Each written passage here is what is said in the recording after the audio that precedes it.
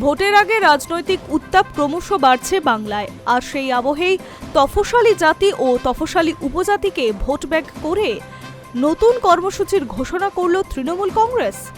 দোল উৎসবের পর থেকেই রাজ্যে ৮৪টি তফশালি অধ্যুষিত বিধানসভা কেন্দ্রকে লক্ষ্য করে বিশেষ প্রচার অভিযান শুরু করতে চলেছে শাসক দল।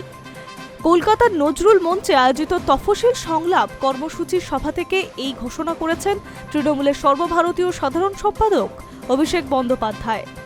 নির্বাচনের আগে সংগঠনকে আরও শক্তিশালী করতেই এই কর্মসূচি নেওয়া হয়েছে বলে দলীয় সূত্রে জানা গিয়েছে।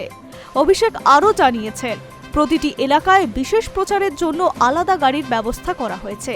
সেই গাড়িতে ৩ থেকে ৪ জন কর্মী থাকবেন এবং তারা সরাসরি বাড়ি বাড়ি গিয়ে মানুষের সঙ্গে কথা বলবেন।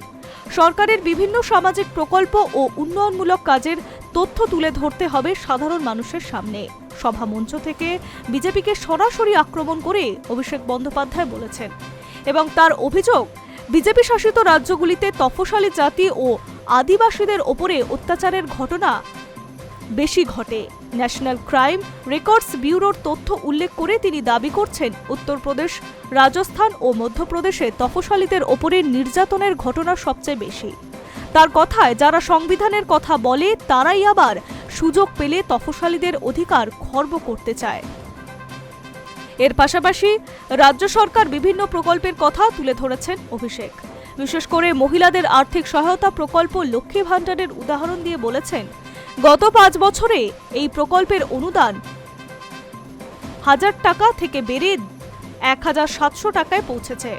তফশালি সম্প্রদায়ের উন্নয়নে শিক্ষা ব্যবস্থা ও সামাজিক সুরক্ষার ক্ষেত্রে রাজ্য সরকার একাধিক পদক্ষেপ নিয়েছেন বলে দাবি করেছেন তিনি। তবে শুধু ঘোষণাতেই তিনি থেমে থাকেননি। দলীয় কর্মী ও নেতাদের উদ্দেশ্যে কড়া বার্তা দিয়েছেন তিনি। স্পষ্ট বলেছেন, আত্মতুষ্টিতে ভুগলে চলবে না। প্রতিটি বুথে সংগঠনকে আরও শক্তিশালী হতে হবে। যেখানে 100 ভোটে জেতার আত্মবিশ্বাস আছে, সেখানে লক্ষ্য রাখতে হবে 200 ভোটের ব্যবধান তৈরি করার, এমনই নির্দেশ দিয়েছেন অভিষেক বন্দ্যোপাধ্যায়।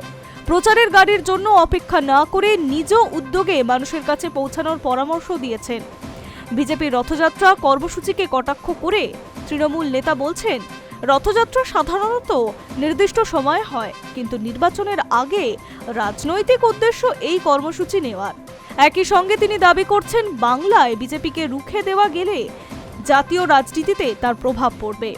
রাজনৈতিক বিশ্লেষকদের মতে আসন্ন নির্বাচনের আগে তফশালি ভোট ব্যাংক অন্তত গুরুত্বপূর্ণ হয়ে উঠবে। সেই কারণেই সরাসরি সংযোগ বাড়াতে মাঠে নামছে তৃণমূল। দলের পর শুরু হতে চলেছে এই বিশেষ প্রচার কর্মসূচির আগামী দিনে রাজ্যের রাজনৈতিক সমীকরণে কতটা প্রভাব ফেলবে সেই দিকে নজর রাখছে রাজনৈতিক মহল। High News network.